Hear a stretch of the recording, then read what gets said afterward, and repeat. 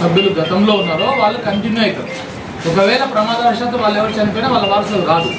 ఉన్న వాళ్లకు చనిపోయేంత దాకా అర్హత ఉంటుంది. అర్థమైందా? దీన్ని మరి మీరు చేపలు పట్టేటప్పుడు వాళ్ళతో పాటు పట్టుకోండి. ఓకేనా? ఇప్పుడు ఈ 33 సభ్యులకి అర్హత ఉందా సార్?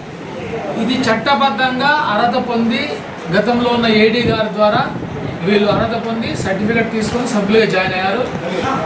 ఎన్నికలు జరిగినప్పుడు ఎన్నికల్లో కూడా వీళ్ళ పేర్లు ఉండడం జరిగింది. అదేవిధంగా ఆనరబుల్ హైకోర్టు చాలా సందర్భాల్లో అక్కడ చేపల వృత్తిపై బతుకుతున్న అదర్ కులాలు ఎవరైనా సభ్యత్వ ఇవ్వమని కూడా చెప్తుంది. కానీ ప్రభుత్వ నిబంధనల ప్రకారం గతంలో ఇచ్చిన సభ్యత్వాలన్నీ కొనసాగుతాయి.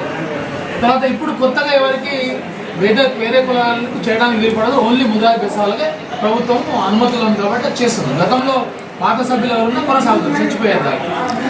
సార్ ఇది 11,20,000 అమ్మినట్టుగా ఆరోపణలు వస్తున్నాయి. ఇది మీ దృష్టికి వచ్చిందా? రాలేదు, ఎంక్వైరీ చేపడతాం.